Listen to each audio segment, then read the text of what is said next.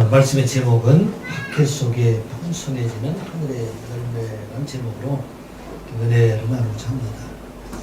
계속해서 다락방 강화에 대한 말씀을 마가복음 13장부터 17절까지 있는 말씀을 전하면서 은혜를 나누고자 합니다. 14장의 말씀을 보면 예수님께서 말씀하셨던 걸 종합해서 예수님께서 곧 길이요 진리요 생명이니 나로 말미암지 않고는 아버지께로 올 자가 없느니라. 모든 사람들이 오직 하나님 되시는 예수 그리스도를 통해서 생명의 길, 오늘 길을 얻게 된다는 말씀입니다. 15장에 이어진 말씀은 포도나무 비유를 통해서 이 세상이 살아나갈 동안에 모든 하나님의 백성들, 제자들은 열매 맺는 삶을 살아갈 것을 말씀하고 있습니다. 예수님께서 말씀하신 포도나무 비유의 하늘의 열매는 하늘의 열매를 말씀하고 있습니다. 이 세상에 살아나는 동안에 하늘의 열매, 땅의 열매를 맺으며 살아가고 있지만 마지막 날에 우리 하나님께 나아갈 때 가지고 갈 것은 하늘의 열매가 되기 때문에 이제 모든 사람들, 우리들도 세상에 살면서 하늘의 열매를 맺으며 살아갈 것을 말씀을 하십니다. 특별히 15장에서 하시는 말씀, 제자들이 하신 말씀은 선교의 열매에 대해서 말씀을 하고 있습니다. 예수님께서 마지막 밤 제자들과 함께 이 밤이 지나가게 되면 예수님께서 하나님의 뜻에 따라서 십자가의 죽으심을 통해서 온 인류주를 대속하시고 하나님께 나아갈 그 복음의 길을 완성하시게 될 텐데 이제 그 완성하신 복음의 길을 통해서 세상에 많은 사람들을 주께 오게 한 그 소명을 제자들에게 맡겨주시고 이 소명을 이루어갈 것을 당부하신 말씀들이 바로 이어지고 있습니다. 예수님께서 복음을 완성하신다는 얘기는 이미 예수님의 사역 초기에 니고데모에게 하신 말씀입니다. 모세가 광야에서 뱀을 든 것 같이 인자도 들려야 하리니 이는 그를 믿는 자마다 영생을 얻게 하려 하심이라. 하나님이 세상을 이처럼 사랑하사 독생자를 주셨으니 그를 믿는 자마다 멸망하지 않고 영생을 얻게 하려 하심이라. 아멘. 이스라엘 백성들이 광야에서 하나님을 원망하고 죽어가고 들 때 모세는 하나님께서 지시한 대로 장대에 놋뱀을 만들어서 이렇게 다뤄놓게 됩니다. 그리고 뱀에 물려 죽게 되는 사람들을 향해서 말씀하시기를 누구든지 이 장대에 매달려 있는 놋뱀을 보면 살리라. 그렇게 말씀을 하셨어요. 그래서 그 놋뱀을 바라본 사람들은 생명을 얻고 죽음에서 생명을 얻게 되었지만 바라보지 못한 사람들, 그 사람은 다 죽음을 당하게 되었습니다. 이와 같이 예수님께서 만세전에 예정하신 대로 십자가에 달려 죽으시고 또 그들에게 말씀하시기를 이제 누구든지 그를 바라보는 자, 믿는 자들에게는 영원한 생명을 주실 것이다. 하나님이 세상을 이처럼 사랑하사 독생자를 주셨으니 이는 그를 믿는 자마다 멸망하지 않고 영생을 얻게 하려 하심이라. 아멘. 이제 이 복음 전파의 소명을 지금 앞에 있는 제자들 얘들에게 맡기시고 이제 얘들이 예수님께서 떠나신 후에 다시 오게 될 성령 안에 살아가면서 생명의 열매를 맺으며 살아갈 것을 권고하신 말씀, 그 말씀이 바로 오늘 본문에 이어진 말씀입니다. 예수님께서 말씀하신 대로 이 제자들은 하나님 백성을 성령이 임한 후에 주의 복음을 전하고 또 주의 복음을 들은 초대교회 많은 성도들이 그 안에서 복음의 열매를 맺어가며 오늘 우리까지 복음의 전파되었던 소리가 알 수 있습니다. 어떻게 그들이 복음의 열매를 맺을 수가 있습니까? 구별된 하나님의 백성으로 살아가고 또 그들이 성령 안에 살아감으로 말미암아 아무리 박해가 있다 할지라도 그 속에서 오직 주님만 바라보고 살아가는 그들이 되었기 때문에 그들을 통해서 많은 성도들이 성령의 열매, 빛의 열매 또 하늘의 열매를 맺으며 살아가던 것을 보게 됩니다. 로마 제국의 황제와 관리들에 의해서 기독교인들이 많이 박해를 당하고 그들이 죽임을 당했지만 그러나 성도들은 여전히 하나님 백성으로 구별된 하나님의 자녀로 살아갔기 때문에 그들을 통해서 로마가 국교가 되고 그런 또 많은 성도들이 죽게 되는 역사가 일어나는 그런 것을 보게 됩니다.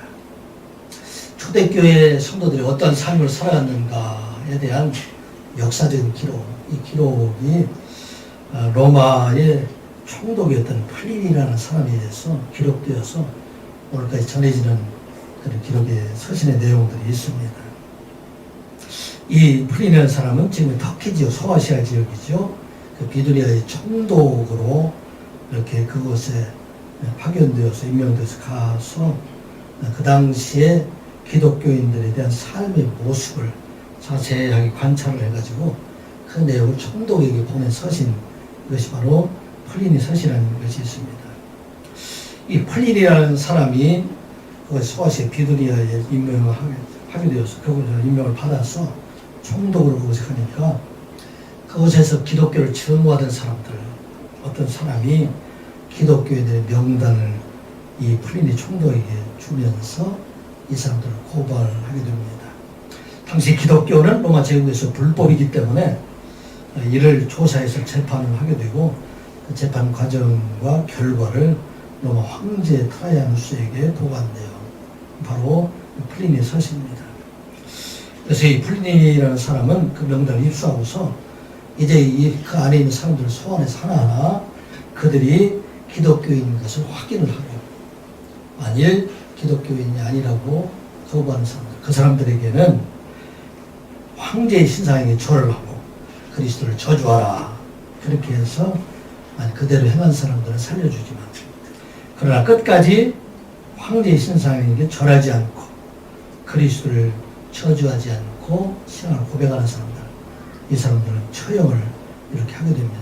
3번 정도 기회를 줬음에도 불구하고 끝까지 배교되는 사람들은 처형을 하고, 만일 로마의 시민권을 가진 사람, 사도 바울과 친구들을 로마의 법정으로 이렇게 이송시키게 됩니다.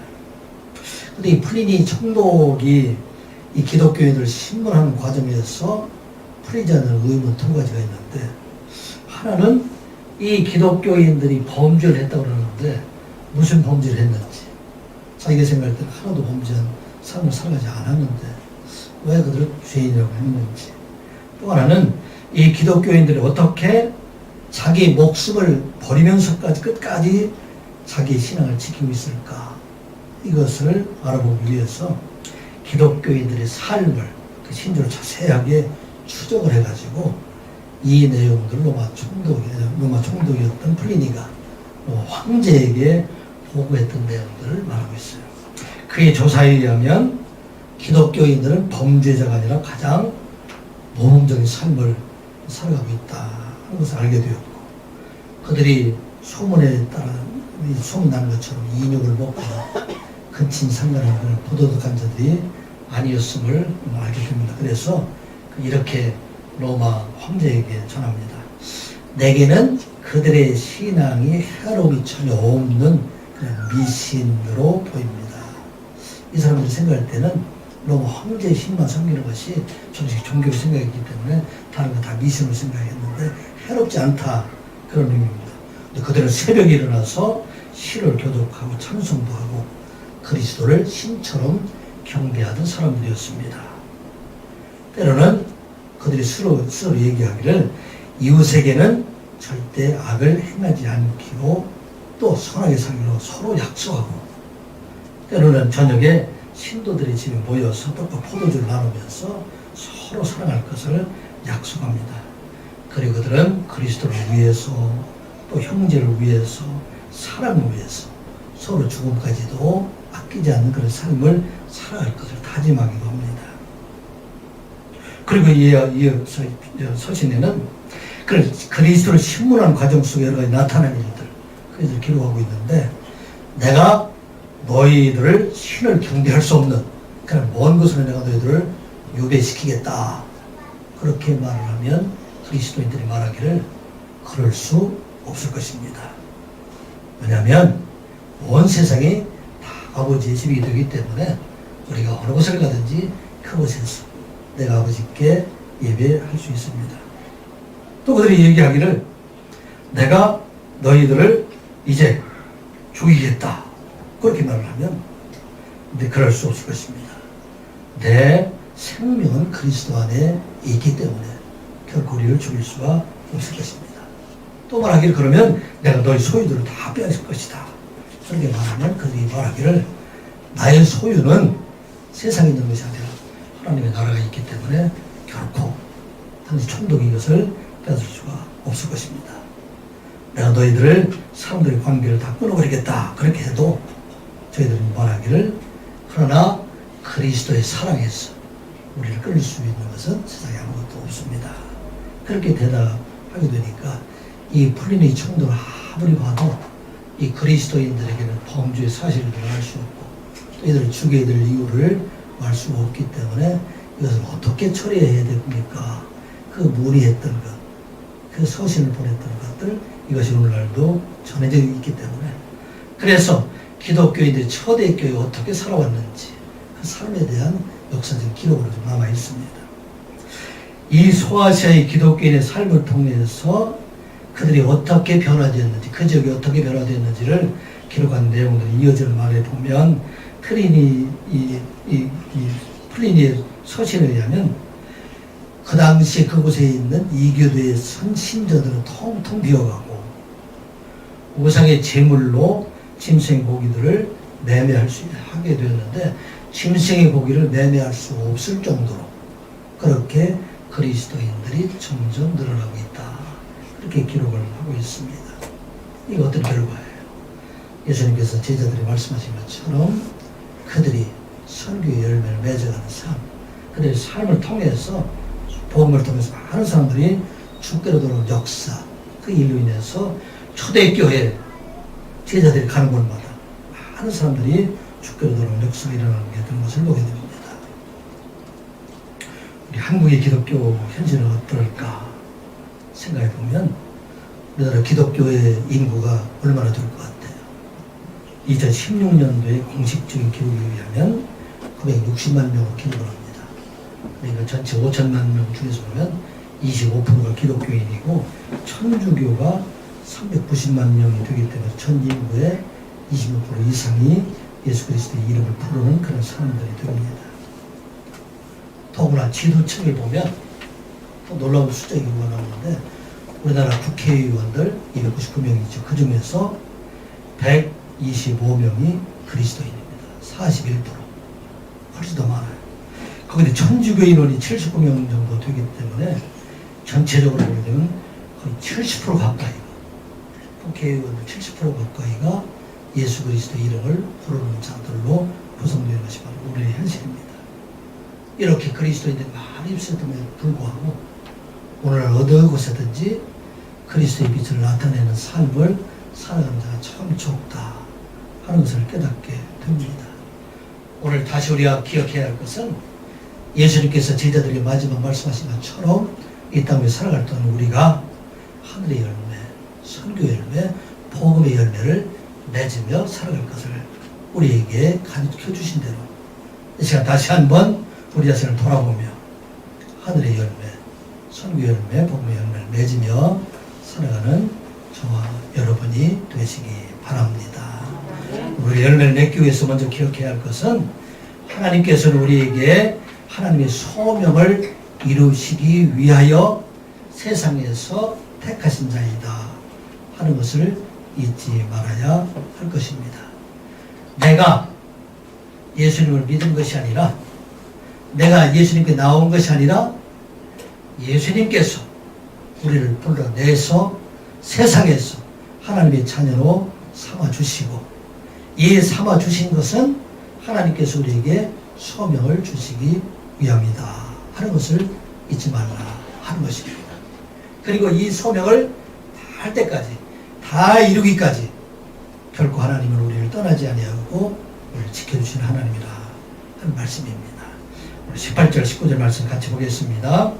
세상이 너희를 미워하면 너희보다 먼저 나를 미워하는 줄을 알라. 너희가 세상에 속하였으면 세상이 자기 것을 사랑할 것이나 너희는 세상에 속한 자가 아니요 도리어 내가 너희를 세상에서 택하였기 때문에 세상이 너희를 미워하느니라. 아멘. 세상이 너희를 미워하며 너희보다 나를 먼저 미워한 줄로 알라. 세상이 너희를 미워하면 기뻐할 일일까요? 슬퍼할 일일까요? 이 말씀은 어떻게 됩니까?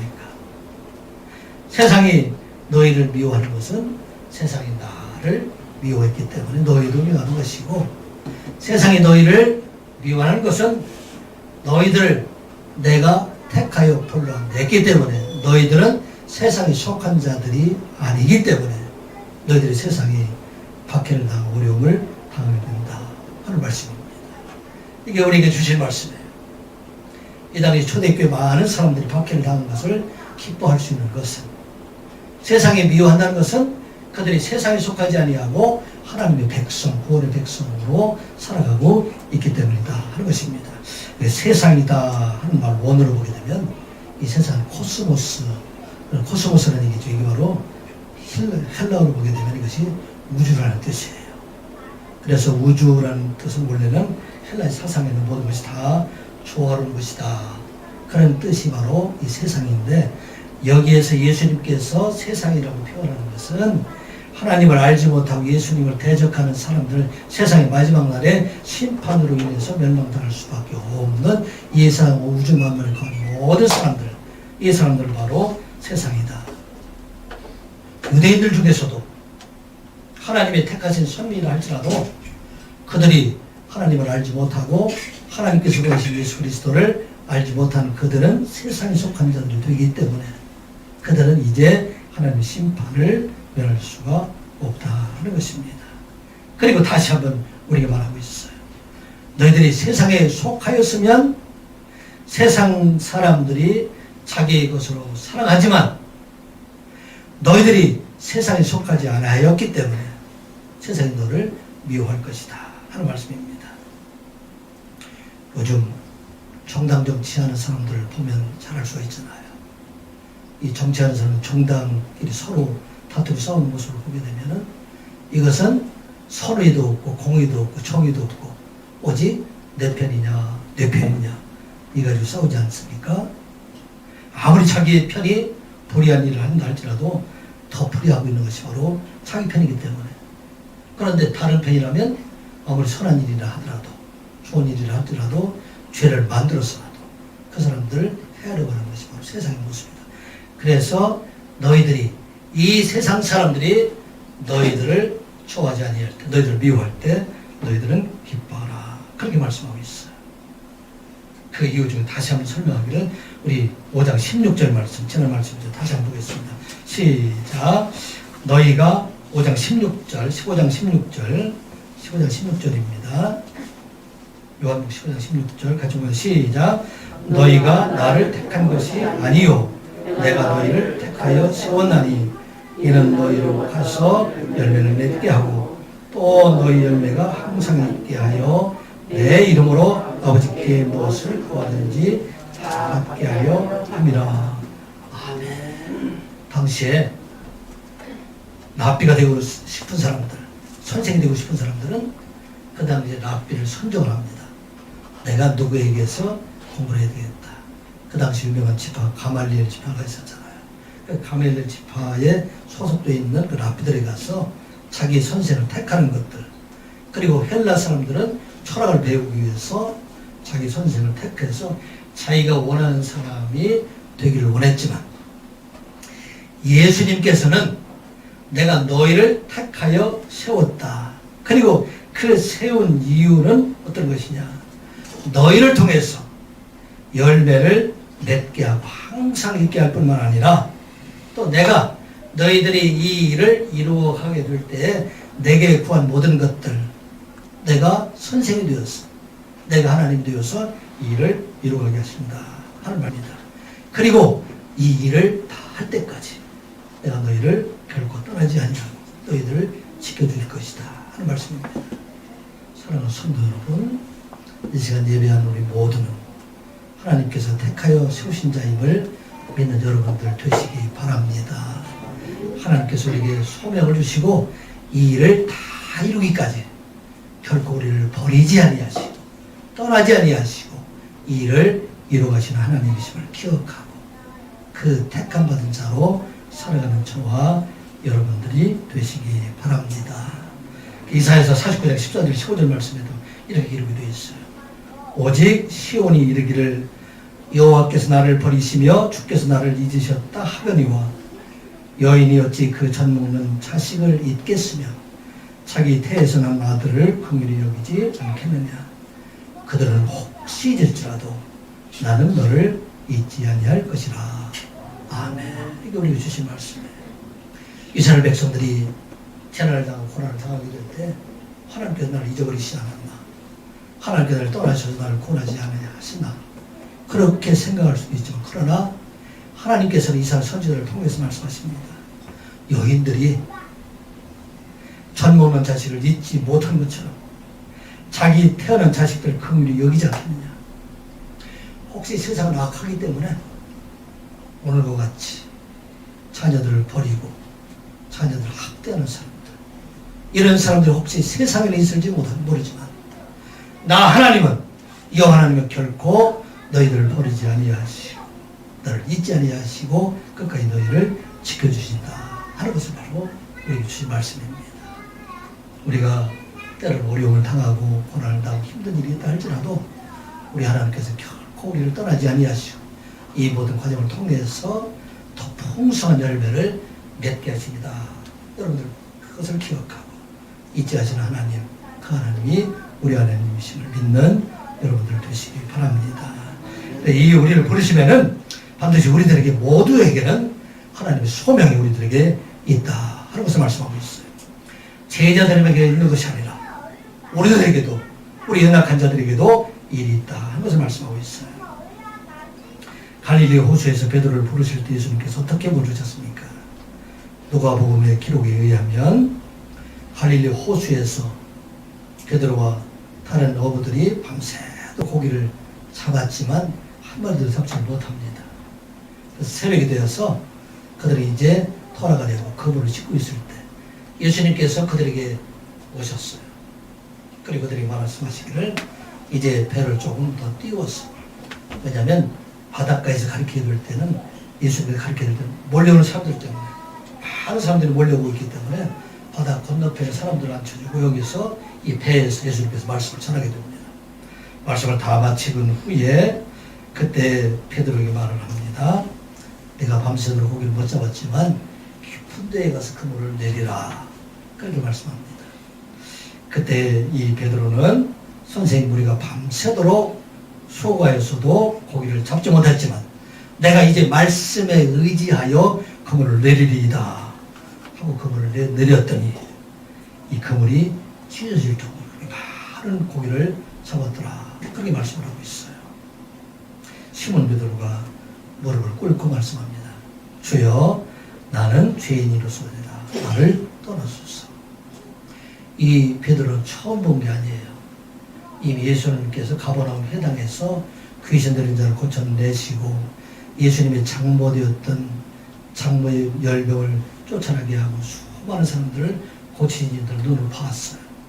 그 예수님의 친히 그에게 오셔서 이제 그들을 부르시게 될 때, 그때 이 베드로는 생각합니다. 나는 주께서 하신 일을 감당할 수가 없습니다. 그러니 나를 떠나소서. 그때 예수께서 뭘 말씀하십니까? 이제 후로는 내가 사람을 취하리라. 사람을 낚는 오후가 되리라. 그렇게 말씀하셨습니다. 이 베드로는 예수님의 부름에 따라서 이제는 제자가 되어서 예루살렘과 유대와 전 로마 지역의 복음을 전하는 귀한 소명을 감당하게 되는 것을 우리가 보게 됩니다. 그리고 베드로전서 2장 9절에 그렇게 또 자기 고백을 하고 있어요. 그러나 너희는 택하신 족속이요. 너희는 그래서 누굴 가리키고 있어요?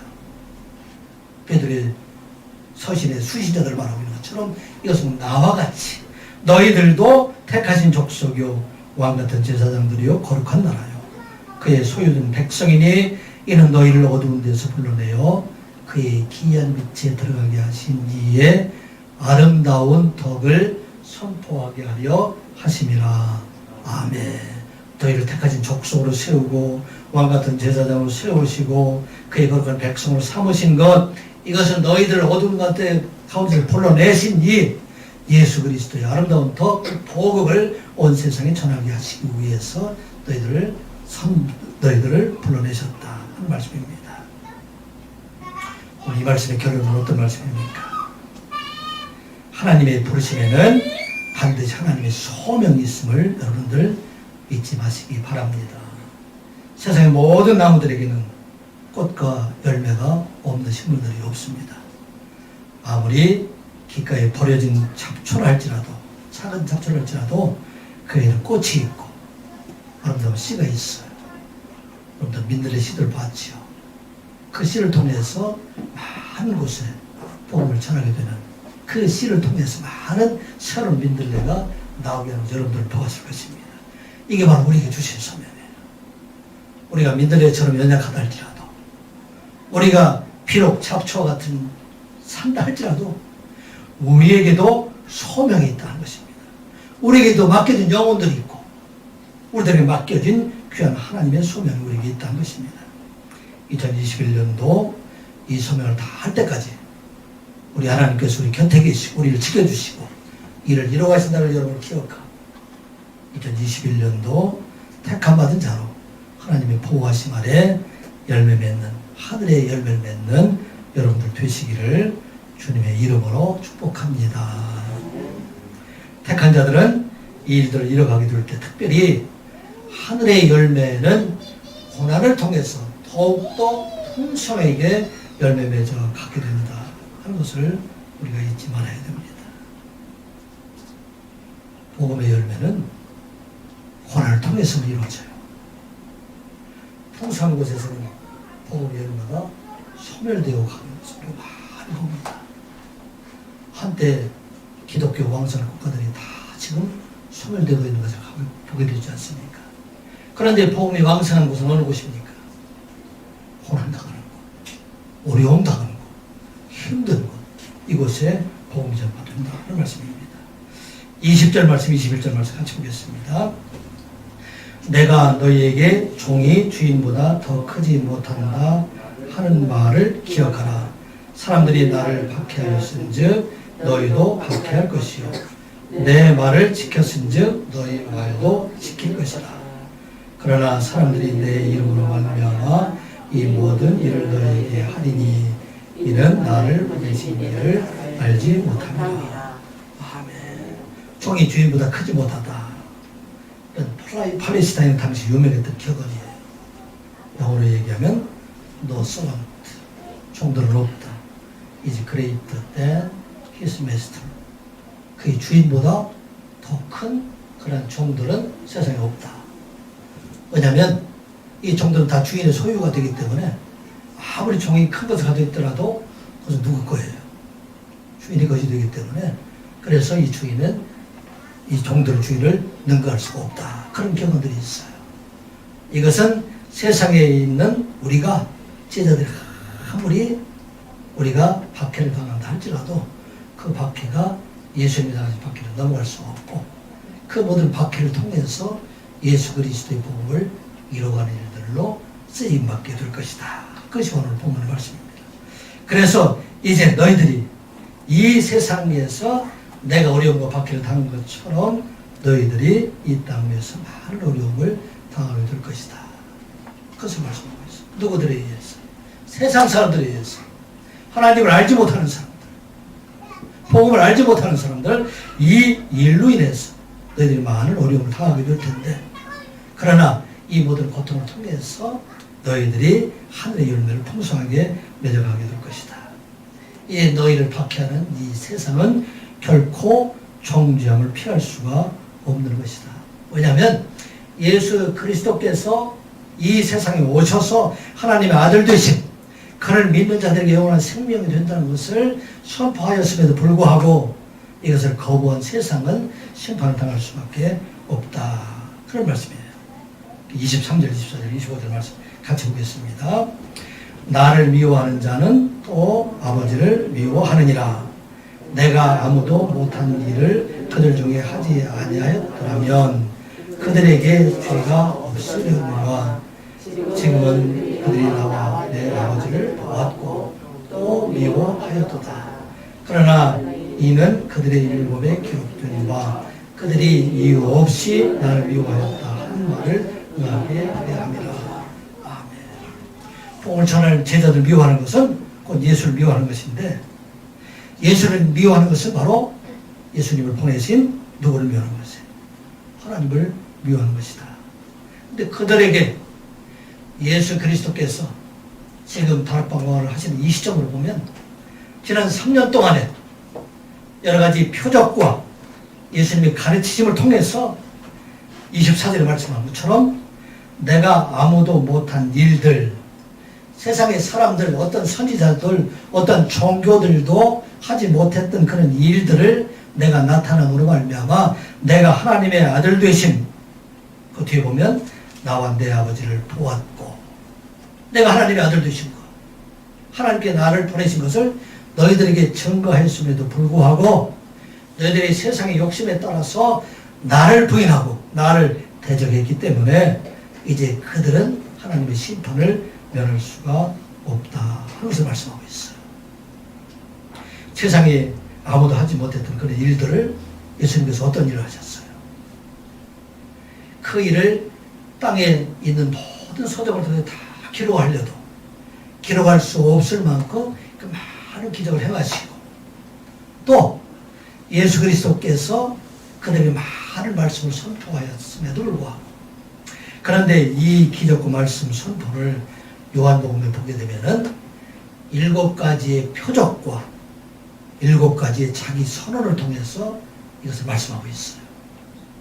많은 기적이 있었지만 그것의 7가지를 선정을 해서 그것을 요한복음에 기록함으로 말미암아 예수 그리스도는 하나님의 표적을 나타내셨다 하는 말씀입니다.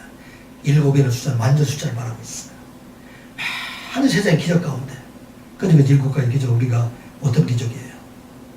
하나의 혼인잔치에서 포도주를 물을 포도주 만든 그런 일들이 있었고, 또 왕의 신하의 병을 고쳐주신 일들, 베데스다 못가에서 38년 동안 걷지 못하고 누워있던 자를 살리신 일들, 갈릴리 바닷가에서 보리떡 5개와 물고기 2마리로 5,000명 피해수하는 사람들만, 남녀 숫자로 얘기하면 2만 명이나 많은 사람들 먹이신 일들, 풍랑을 이는 바다 위를 걸어가신 일들, 날 때부터 맹인된 자를 치료해 주신 일들, 또 죽은 지 나흘 된 나사로를 살리신 일들, 7가지 기절. 이게 바로 아무도 하지 못한 일들, 24절에는 것처럼 이 일들을 행함으로 말미암아 내가 하나님 되시고, 이제 그를 통해서만 꼴의 길이 있다는 것을 알려주었음에도 불구하고 그들이 나를 미워했기 때문에 이제는 그들의 죄를 이제는 심판에 이를 수밖에 없다 하는 것을 말씀하고 있어요. 예수님께서 요한복음 7가지 선언을 뭘 하셨어요? 내가 생명의 떡이다. 나는 생명의 빛이다. 나는 양의 문이다. 나는 선한 목자이다. 나는 부활이요 생명이니 나로 말미암지 않고는 아버지께로 올 자가 없느니라. 내가 곧 길이요 진리요 생명이다. 나는 참 포도나무다. 이렇게 예수 그리스도께서 그 안에 하나님께 나가는 길이 있고 그 안에 생명이 있음을 선포했음에도 불구하고 이것을 거부하는 그 사람들에게 이제는 멸망당할 수밖에 없다. 그런데 그 속에서 하나님께서 택하신 백성들, 그 백성들을 이제 제자들이 주의 복음을 전함으로 말미암아 너희들의 말을 듣고 하나님께로 돌아올 것이다. 그것을 말씀하고 있어요. 이제 너희들이 가는 곳마다 내가 이미 택한 자들, 하나님의 자녀들로 세운 자들, 그들이 있을 텐데 그들이 너희들이 전하는 이 복음의 말씀을 듣고 아버지께로 돌아올 것이다. 이게 좀 어려운 말씀이에요.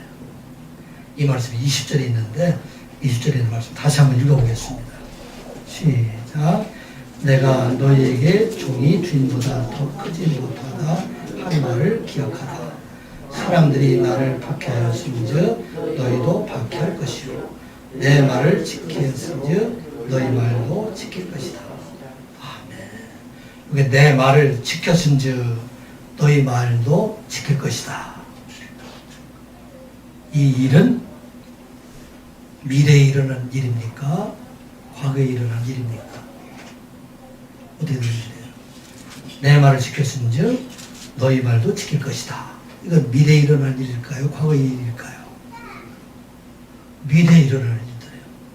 이제 세상에 많은 사람들, 세상에 속한 사람들은 복음을 거부하고 너희들 박해할 것이지만, 그런데 그들 중에 이미 내 말을 지킨 사람들, 이것은 과거로 되어 있어요.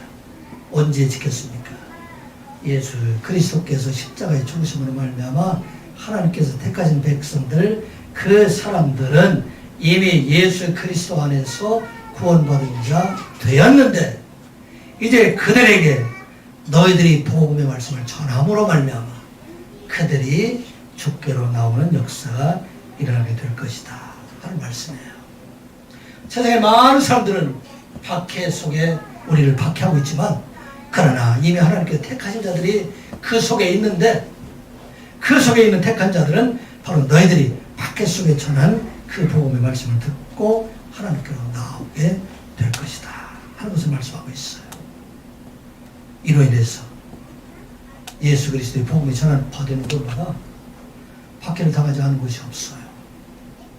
사도행전 4장을 보게 되면 예수를 부활을 전하는 제자들을 제사장들과 사두개인들이 잡아가 가두고 속에 가두었지만, 그 날에 복음을 듣고 하나님 말씀을 듣는 자가 5,000명이나 되었더라. 성경에 기록을 하고 있어요.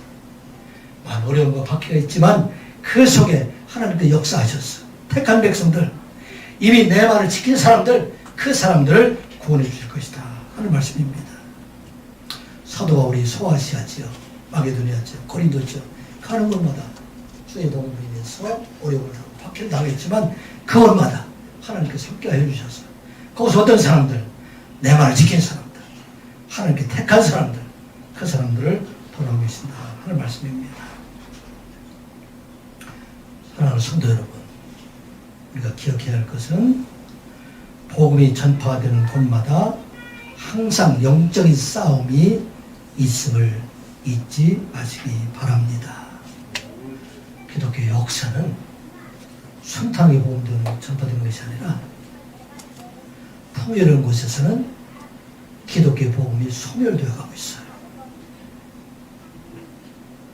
한때 기독교 신학과 또 복음 전파의 전초기였던 영국과 같은 나라, 그 나라가 풍요해지고 많은 것을 얻게 되니까 현재의 기독교 현실은 참으로 참담한 것이 바로 영국의 모습이에요. 영국에 아직도 예수 믿는 사람들이 많이 있지만, 교회에 출석하고 있는 사람은 전 인구의 3%에 불과합니다. 우리나라 인구 몇 프로로 돼서 26%라고 했잖아요. 특별히 청소년들은 0.3%에 불과합니다. 영국의 기독교인들이 평균 연령이 63세라고 해요. 최근 30년 동안 1만여 개의 교회가 그곳에 문을 닫았습니다. 박해가 멈춘 곳, 풍요로운 곳, 이것의 복음도 멈추게 되는 것이에요. 오늘 우리가 두려워하는 것은 바로 이것입니다. 우리가 박해를 당하지 않고 세상의 풍요 속에 살다 보면 자기도 모르는 사이에 세상 사람처럼 하나님을 떠난 자로 살아가게 되는 걸 우리가 보게 됩니다. 영국 같은 나라가 지금 코로나로 가장 어려움을 당하고 있는 나라 중에 하나가 영국이지 않습니까? 영국에 뭐 변종도 나타나서 많은 사람들 어려움을 당하고 있다는 것을 우리가 보게 됩니다. 여러분들 한번 물어보겠습니다. 여러분들이 복음으로 인해서 직장 안에서 사회생활을 하면서 박해를 받아본 적이 있습니까? 복음으로 인해서 어려움을 당한 적이 있습니까? 여러분들 있어요, 없어요? 오늘 우리에게 주신 말씀은 복음으로 인해서 고난을 당하지 않는 곳은 복음 전파도 없어요. 다른 사람에게 전도를 할 수 없어요. 내가 복음으로 인해서 어려움을 당하고 힘든 일을 당하면서 그 안에 생명의 빛으로 살아가게 될 때에 그곳에 복음의 열매가 풍성한 열매가 맺어지게 된다는 것을 말씀하고 있어요. 바로 우리들이 그 말씀을 하고 있어요. 이제 내가 박해를 당한 것처럼 너희들을 박해를 당하고 어려움을 당하는데 그것으로 끝나는 것이 아니라 그곳에 생명의 열매가 더욱 풍성하게 열매를 맺게 된다 하는 것입니다. 여러분들이 권합니다. 2021년도 여러분들이 있는 곳에서 복음으로 인해서 어려움을 당하는 여러분들 되시기 되시기 바랍니다. 복음으로 인해서 여러분들이 어려움을 당하신다는 얘기는 비난당하는 얘기가 아니에요. 조롱당하는 얘기가 아니라 때로는 복음을 우리가 전함으로 인해서 세상 사람들은 왜 너희들이 나와 같지 않느냐 이렇게 대적한다 할지라도 그것이 바로 복음 전파 시작된다는 것이에요. 오늘 제자들에게 주신 말씀 그 말씀입니다. 그래서 우리 선한교회 모든 성도들 정말 어려운 일이지만 여러분들이 있는 곳에서 복음으로 인해서 참으로 비록 어려움을 당한다 할지라도 그곳에 생명의 씨가 있다는 것을 우리가 기억하고 하나님 말씀 안에 하늘의 열매, 생명의 열매를 맺는 여러분들 되시기를 주의 이름으로 축복합니다. 우리 하늘의 열매를 맺기 위해서는 우리는 성령 안에서 구원의 증거로 살아가라 하는 말씀입니다. 복음의 주체는 성령이고 복음의 전파자는 사람입니다. 그래서 우리가 잊지 말아야 돼요. 성령이 저절로 복음의 열매를 맺어지는 것이 아니라 주체는 성령인데 이 일을 이뤄가는 것이 바로 사람이다 하는 것을 말씀하고 있어요. 이 말씀은 26절 27절의 말씀입니다. 같이 보겠습니다. 내가 아버지께로부터 너희에게 보내사 곧 아버지께로부터 나오시는 진리의 성령이 오실 때 그가 나를 증언할 것이요 너희도 처음부터 나와 함께 있었으므로 증언하느니라. 아멘. 복음의 전파자가 둘로 나타났어요. 하나는 누가? 아버지께로부터 보내실 진리의 성령. 그가 오시면 나를 증언할 것인데 또 누가 증언하고 있어? 너희도 처음부터 나와 함께 있었으므로 예수 그리스도와 함께. 그래서 예수 그리스도의 십자가도 바라보고 예수 그리스도의 부활도 너희들이 보았기 때문에 예수 그리스도의 십자가와 복음을 전하는 증인으로 너희를 세워갈 것이다 하는 말씀입니다. 이게 꼭 우리가 잊지 말아야 될 것입니다. 신학적으로 보면 부르심에는 두 가지가 있어요. 외적인 부름과 내적인 부름이다. 그렇게 나눠져 있는데 이 외적인 부름이라는 것은 복음을 전하는 전도자들에 의해서 예수 그리스도의 복음이 전파되는 것, 이것이 바로 외적인 부름이라 말하고, 우리 외적인 부름이 많이 있다 할지라도 그 안에 내적인 부름이 없으면 그 내적인 부름은 성령의 부름이에요. 성령께서 그 마음속에 예수 그리스도를 받아들이게 하지 아니하면 누구도 복음을 받을 수가 없다 하는 것입니다. 그래서 오늘 26절에 보게 되면 이제 내가 너희들에게 임하게 될 텐데 26절 내가 누구예요? 예수 그리스도가 아버지께로부터. 아버지는 누구예요? 하나님의 성부 하나님. 이제 보내서 성령 그가 이제 아버지께로부터 너희들에게 진리의 성령으로 너희들에게 임하게 될 텐데 그가 너희들의 복음을 전할 것이다. 사도행전의 역사가 바로 그래서 이 성령의 임하심으로 인해서 온 세계 복음이 전파되는 것을 보게 됩니다. 사도행전 1장 8절에 보게 되면 오직 성령이 너희에게 임하시면 너희가 권능을 받고 예루살렘과 유다와 사마리아와 땅끝까지 이르러 내 증인이 되리라. 아멘. 오직 누가 이르면? 성령이 임하면. 성령은 누구예요? 예수 그리스도께서 하나님께 구하여 세상에 보내실 보혜사 우리를 돕는 자로 우리가 오게 되실 텐데 이제 그가 오시게 되면 너희들이 권능을 받게 되고 너희들이 복음을 전하게 될 것이다. 이 증거는 누구를 통해서 이루어지느냐? 바로 전도자들을 위해서 제자들을 통해서 바로 이 자리에 앉아있는 우리를 통해서 이 일을 이루어가게 하신다 하는 말씀입니다. 사랑하는 성도 여러분, 2021년도 바로 우리들에게 이 소명을 우리에게 주셨다 하는 것입니다. 우리 인간은 연약하고 부족해서 복을 완성할 수 없는 자이지만 그러나 우리 속에 거하시는 분은 성령 하나님이시기 때문에 그를 통해서 우리가 이루지 못한 그 복의 소명을 이루어가신다 하는 말씀입니다. 지난 1월 10일 주일날에 부산과 영남 지역을 선교한 호주 장로교에 대한 선교 이야기를 여러분들이 말씀드렸어요. 그 선교 주에게는 33세의 젊은 선교사 데이비스의 선교가 건해 있습니다. 그가 그 지역의 복음 전파를 위해서 한 일은 없어요. 한국의 백성을 사랑하고 하나님을 사랑하는 마음으로 우리나라에 와서 한국어를 6개월 동안 받았는데, 교육을 받았는데 그거 가지고 복음 전하지 못했어요. 와서 부산에 내려가서 죽은 일. 이게 바로 사람의 연약한 일. 근데 그를 통해서 그 지역의 많은 사람들에게 그 뒤로해서 많은 선교사들이 보내져서 많은 사람들이 복음화가 되는 것입니다. 누가 했어요? 성령께서 하셨어요. 누구를 통해서? 전문 선교사, 데이비스 선교사의 죽음을 통해서 이를 이루어가셨다는 말씀입니다. 지금 선교 현장에 참 어려움들이 많이 있습니다. 우리 교회에서 지원하고 있는 선교사님들이 3분 계시는데, 2번의 선교사님이 지난주에 연락이 오는데 너무나 참담한 그런 소식을 듣게 됩니다. 우리 이준수 선교사님, 지금 이제 연세가 저보다도 많은 편인데, 간내 당과로 암이 발견돼서 가랑이죠. 이것으로 인해서 너무나 당혹스럽고 또 어찌해야 될 줄 모르는 잠을 이루지 못하고 지금 치료를 받아야 되는 그런 상황 속에 있습니다. 사실 그분이 지난 한 10여 년 동안 그것에 가서 참 어려운 일들, 지금 아무것도 할 수 없는 그런 상황들, 그런 속에서 사람들이 보기에는 열매를 맺을 수 없는 그런 일처럼 보이지만, 하나님께서는 일본을 사랑하시는 그 선교사님의 마음을 보시고 하나님을 사랑하는 그 마음을 가지고, 비록 이준수 선교사님이 다 일을 못한다 할지라도 하나님께서 역사하심을 여러분들 믿으시기 바랍니다. 박오직 선교사님,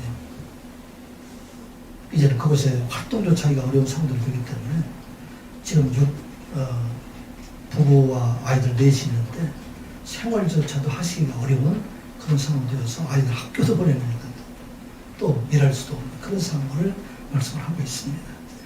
어떻게 보면 데이비스 선교사처럼 아무것도 할 수 없는 그런 상황을 할지라도 이 일을 이뤄가시는 분은 누구입니까? 성령께서 하시겠다고 말씀하셨어요. 지금은 아무 열매가 없는 것 같지만 이제 복음은 반드시 고난을 통해서 이루어지게 되기 때문에 어려운 곳에 복음을 전해서 로마가 기독교 된 것처럼 태국 땅에 또 일본 땅에 복음의 불모지를 할지라도 그들의 사랑을 통해서 그들의 선교를 통해서 이루어가신다 하는 말씀입니다. 우리 26절 27절 말씀 다시 한번 보겠습니다. 내가 아버지께로부터 너에게 보내사 곧 아버지께로부터 나오시는 진리의 성령이 오실 때 그가 나를 증언하실 것이요 너희도 처음부터 나와 함께 있었으므로 증언하리라. 아멘. 여러분들, 우리가 너무나 미약하잖아요. 아무도 할 수 없는 민들레와 같은 사람이지 않습니까? 성령께서 하심을 믿으시기 바랍니다. 2021년도 성령께서 여러분들과 함께 하심으로 말미암아 복음의 열매를 맺는 여러분들 되시기를, 하늘의 열매를 맺는 여러분들 되시기를 주 이름으로 축복합니다. 기도합니다. 아버지 하나님, 오늘도 주님께서 우리를 택하여 부르셨음을 깨닫게 하여 주시옵소서. 또한 소명을 주셨사오니 이 소명을 감당하게 하여 주시고 끝까지 떠나지 아니하시는 주님을 바라보는 저희들 되게 하여 주시옵소서. 고난을 통해서 일어나게 하시는 주의 복음을 깨닫게 하여 주시옵소서. 2021년도 복음으로 인해서 어려움을 당하는 저희들 되게 하여 주시옵소서. 생명의 복음을 전하는 저희들이 되게 하여 주시옵소서. 성령께서 일하심으로 말미암아 우리는 연약하지만 우리는 어렵지만 이 일을 통해서 하늘의 놀라운 열매를 맺는 선한 육의 모든 성도들이 되게 하여 주시옵소서. 예수님의 이름으로 기도드리옵나이다. 아멘. 찬송가 316장 부르십니다.